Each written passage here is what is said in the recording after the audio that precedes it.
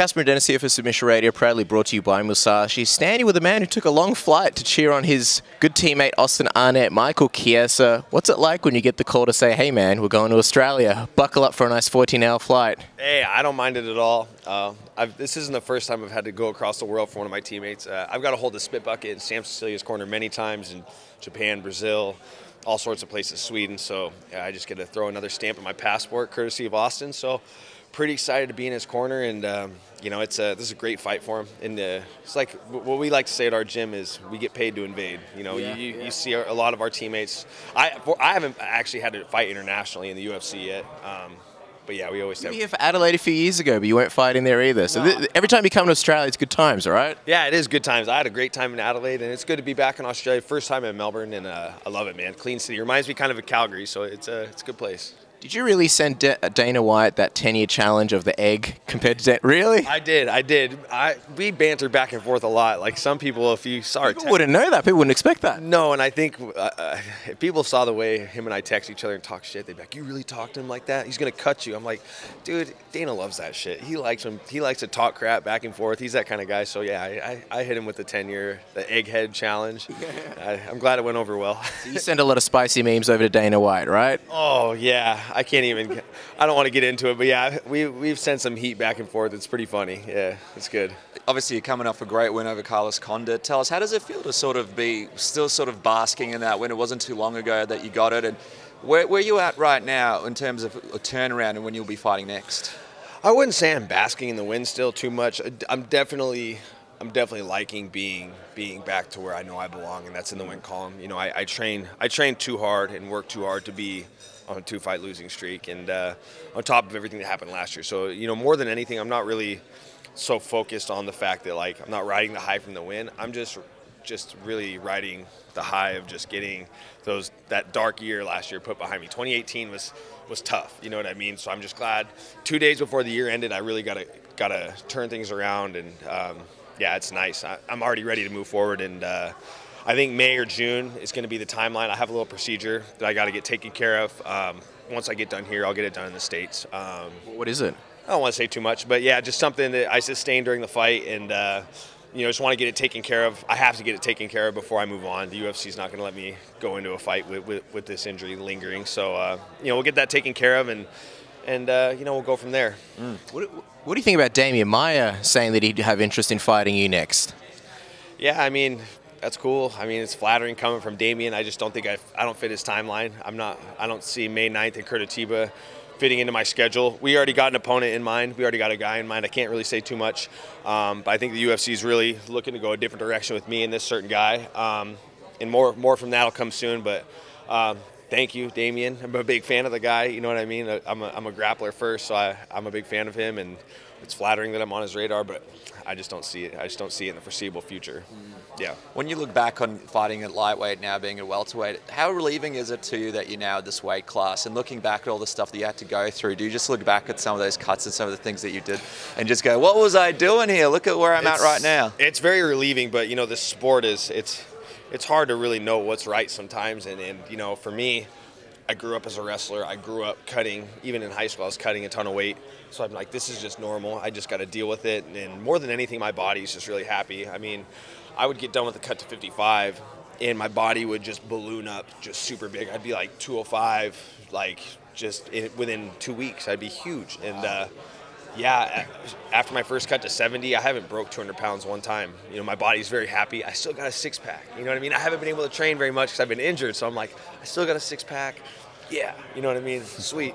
My girlfriend's happy about it. So, but yeah, man, I mean, more than anything, fighting is people think that fighting is like a young man's sport. They think that, like, how long are you going to fight till? When I tell people, I'm like, yeah, 35, 36, they're like, whoa, that's crazy. I'm like, well, the thing about fighting is it's a veteran type sport. You know what I mean? Youth plays a big factor in it, but you got to become a veteran. You got to learn things through trial and error, through wins and losses to kind of figure the whole thing out. And I feel like I'm turning that corner. This March, I'll have been in the UFC for 7 years. I'd like to think I'm a veteran now, so I feel like I'm turning that corner.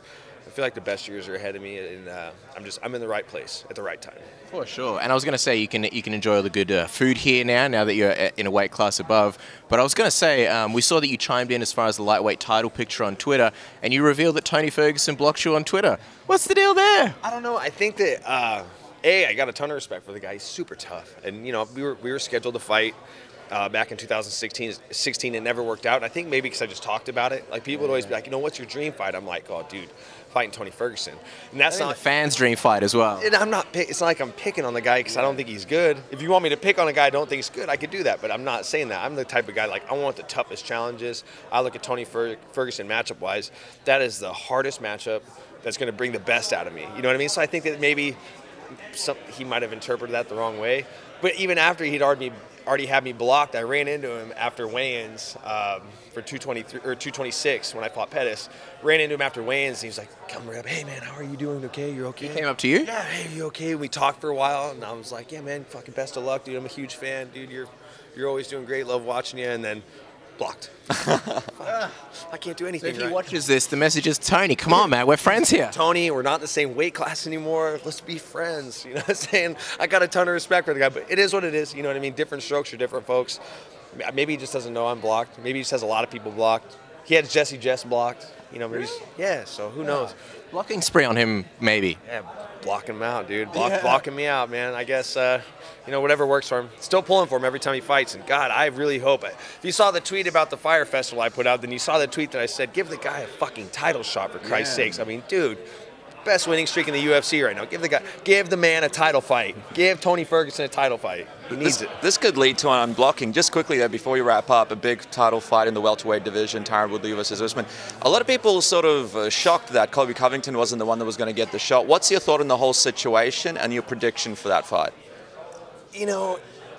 I feel for Colby, but I mean, as we've seen with the interim champions, that doesn't really guarantee you anything. You know what I mean? And that's, it's unfortunate, but that is the sport, and this is a very, people forget fast. You know what I mean? And that when it comes to MMA, like, when you win, people forget about the losses, but when you lose, people think you suck until you win again. And with that being said, I think that, Dana seeing Kamaru fight RDA and seeing the type of performance he put on, people forget really easy, and that was the fight to make. And I don't know, I'm sure there's a lot of details we don't know with the Colby situation with the UFC.